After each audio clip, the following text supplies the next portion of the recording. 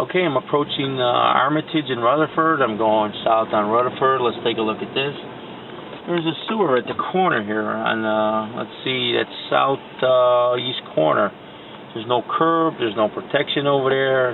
You're going to get all that runoff, all the stones that go in that catch basin and plug that catch basin up. If anybody ever knows about catch basins, once they're plugged up, what happens? The water does not go down. Water stays in the street. Water can fill up in the street and go into people's basements if it rains hard enough. Remember that flood we had, the 100-year flood that we get every 10 years or 20 years? That's a different video. Alright, as I'm going south on Rutherford, I see a couple of for sale signs. One's on the right, one's on the left. And I guess the 28th Ward Superintendent lives over here because I see his 28th Ward here, truck over here. It's 1922 or so, South Rutherford. You know, I didn't know they were supposed to bring their vehicles home, wasting taxpayers' money. But that's another story. We'll talk about streets and sand in another. Oh, and we have a lot of story about streets and sand. That's in another video. We're approaching Cortland, coming down the street. Looks like a pretty decent street here, Rutherford. I don't know if the superintendent has anything to do with about his street out here, but it looks pretty good. I see nothing wrong with here. Maybe a chunk missing out of the corner of that sewer there. But otherwise than that, it's a pretty good, looks like a pretty good street. I don't see no potholes. Going down the street here, I see a lot of trees here. And some of them need some trimming. They're overhanging into the wires, the wire overhead, and you know they might pull that light wire down.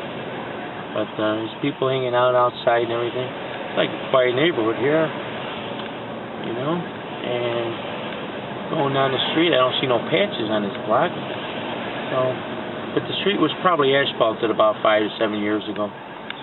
So I'm coming up to the corner here.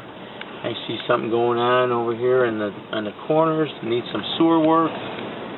You know, I hear a lot of water in the sewers flowing through. There's a pothole in front of these houses over here at the 1752 to 1758 block of Rutherford. People are hanging out. I see for sale signs out here. There's a few of them back there too. A lot of trees. Got tree branches overhanging the light. How are you supposed to get light to shine on the street if you got trees blocking it? They should trim these trees around the lights. I mean, nothing like a safe neighborhood.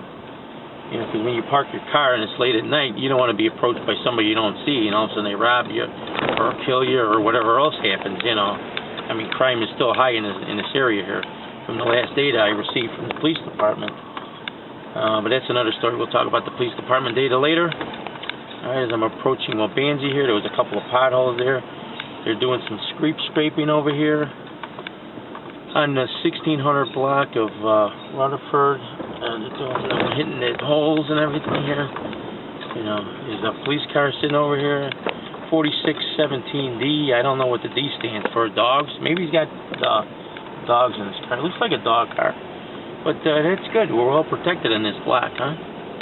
But as we're going down the street, I see a lot of potholes and stuff that they should fix. You know, if there's any cave-ins, they should fix it before they asphalt this. Because if they asphalt it and they got to dig it up and then asphalt again, first of all, it won't look right. It won't ride right. Because if you go over it, it might sink. You know, you don't know who's doing the streets. If it was a bunch of city workers, they take pride in their work. If you get the contractors out here, if you get a bad crew out here, you'll see all the.